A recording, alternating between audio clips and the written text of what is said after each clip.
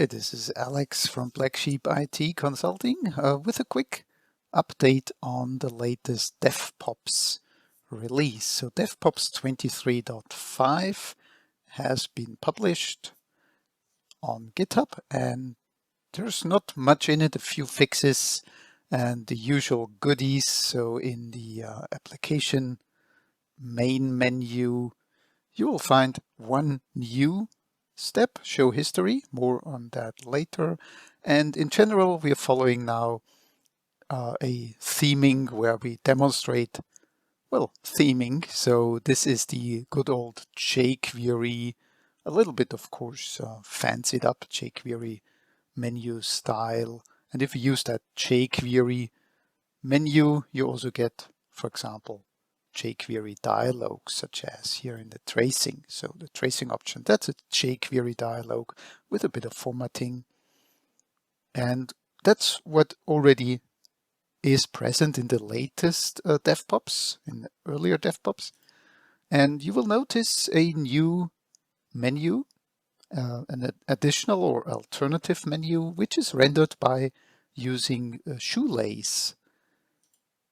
So here it is. It has the same features, but as you can see, you can expand stuff. And if you use the Shoelace menu, then you also get the Shoelace dialog for the settings. It still works the same way and still shares the settings, but that's just demonstrating an alternative way of putting things on the screen.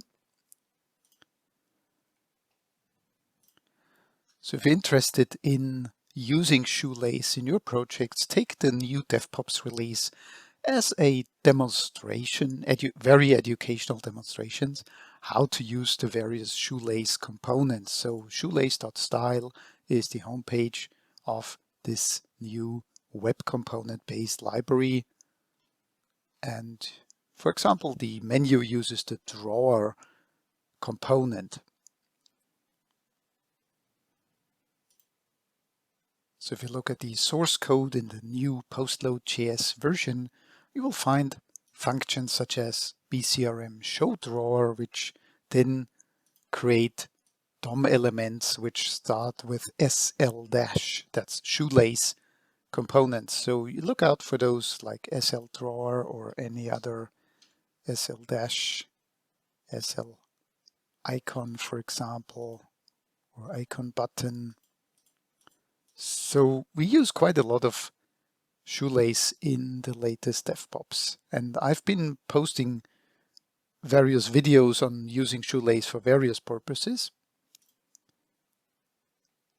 And one particular feature I would like to demonstrate here is the use of so-called toasts. Now watch the bottom right corner of the screen as I enable permanently the show controls X-ray or the BC fields. You see a toast popping up with that information being hidden shortly thereafter. Or if you start tracing, for example, you have a toast here which is permanent, and it allows you to do that stop and view. So the tracing in progress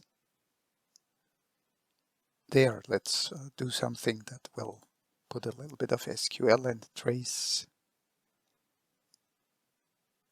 And okay, there's the classic trace file viewer. So it all keeps working, but we use new user interface paradigms here.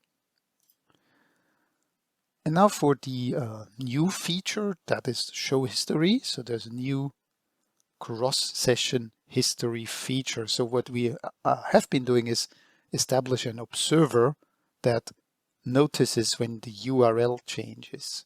So as you, for example, navigate, let's navigate to accounts, my accounts, drill down on this one.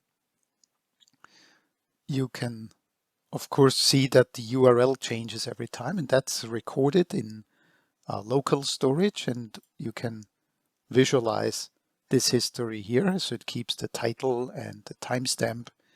So you can also navigate using the tiles here. So navigate it back to this one. Let's see if we can navigate, well, back to the all accounts view. Yeah, there's the bug I was waiting for to show. It's a little bit buggy, doesn't work all the time, so you might just get kicked out of the session. So it's very experimental, but nonetheless, do give it a try, and maybe you can also post a fix for the bug if you look into how show history works. It's cross sessions, so it shows navigation in the current session and also allows you up to a total of 100 entries from previous sessions. And again, we're hitting a bug here, so it's not perfect, but most of the time. So here it even worked after reloading. But anyway, it's a little bit on the tricky side to accomplish. This uses bookmark URLs, by the way.